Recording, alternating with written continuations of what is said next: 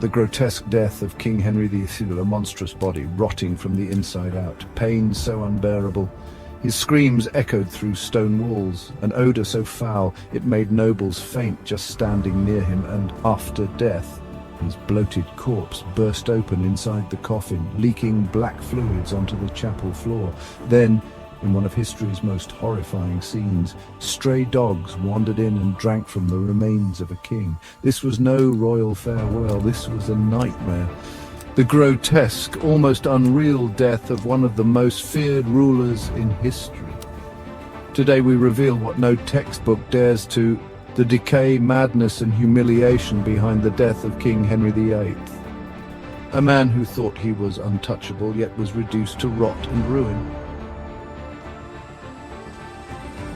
What turned England's most glorious king into a monster trapped in a dying body? Stay with us. The truth is darker than legend. You're watching Histoveins, where history bleeds, roars, and haunts. Subscribe for tales that history tried to bury, but we dare to resurrect. But how did it all come to this? How does the most admired monarch of his age rot away alone in a coffin, the smell of death trailing behind him? Let's go back to when Henry Tudor wasn't feared. He was adored. In 1491, Henry was born into royalty, but was never expected to rule. But fate had other ideas. At 17, he inherited the crown. Europe stood in awe. He was tall, broad, athletic, with fiery red gold hair and piercing blue eyes. Foreign ambassadors called him a prince sent from heaven. He could joust, dance, sing, and command armies. England had found its golden king, but the higher the pedestal, the longer the fall. In the winter of 1536, everything changed. Henry, now 44, entered a jousting arena at Greenwich, still obsessed with the glory of his youth. But age had dulled him, his body heavier, his reflexes slower, and then came the crash. His horse fell, the king was thrown, and for 2 long, breathless hours he didn't move. When he finally opened his eyes, something in him had shifted, not just in his body, but in his mind. His right leg was crushed. The wound refused to heal. Instead, it festered into a foul, ulcerous cavity that oozed and reeked. Courtiers whispered that the king could be smelled from rooms away. It wasn't just physical pain anymore, it was humiliation. His pride was shattered. His once glorious image reduced to a limping shell wrapped in bandages and rage. And that rage only grew darker not long after Henry sentenced his second wife, Anne Boleyn, to death. He accused her of adultery, incest, even witchcraft, charges many believed were fabricated, but Henry didn't need proof. His paranoia had begun to eat him alive, just like the infection in his leg. Our doctors tried every gruesome remedy they had. They seared the wound shut with red-hot iron. They slathered it in poisons, arsenic, mercury, anything that might stop the rot. They drained his blood until he could barely sit upright, but nothing worked. The ulcers spread, the flesh blackened. In some places the bone beneath was exposed, raw and shining beneath a layer of rotting skin. Henry, once admired for his vigor, was now feared as a decaying tyrant. Still, he devoured everything in sight. The royal kitchens fed him like a beast. Over 5,000 calories a day.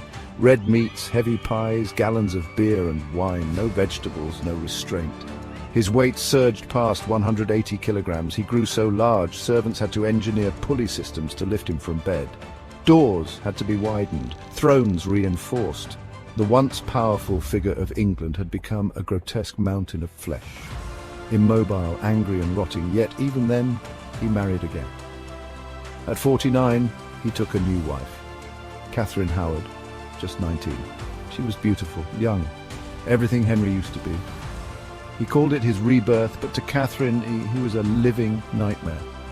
Unable to stand the man who now oozed pus and smelled of death, she turned to someone younger. The affair was discovered, and once again the axe fell. Henry had her executed, another wife gone, another piece of him lost to paranoia and pride. By now the king was hardly human. He suffered from constant pain. Some say he had diabetes, others point to gout, heart failure or syphilis. His body broke down though, but so did his mind. He screamed in fits of rage, accused loyal friends of treason, cursed ghosts that weren't there. He became obsessed with being poisoned. Every dish was taste-tested, every utensil inspected. His meals were guarded like battle plans, but even the best guards couldn't protect him from what was coming. Everyone in the court knew it. They could see it in his swollen, purpling legs, smell it in the gangrene that filled the halls like smoke, hear it in the moaning from behind heavy wooden doors, but they said nothing, because to speak of the king's death was treason. And so they watched silently as he rotted before their eyes. By the winter of 1546, his body began to fail completely. He slipped in and out of fever. His breath grew short, his skin cold. At times he spoke to ghosts. Some claimed he wept for Jane Seymour. Others said he called out to Anne Boleyn, the woman he beheaded.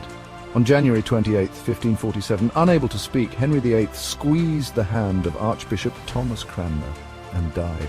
But his torment didn't end there. His corpse was so bloated that it wouldn't fit in a normal coffin. A special one was made, thick and reinforced.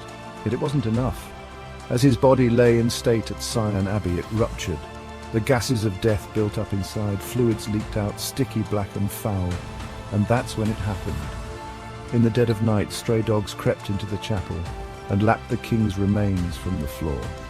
The man who had ruled with divine authority ended up as a puddle licked by animals. He was finally buried at St. George's Chapel beside Jane Seymour, the only wife who gave him a son. But even that legacy crumbled.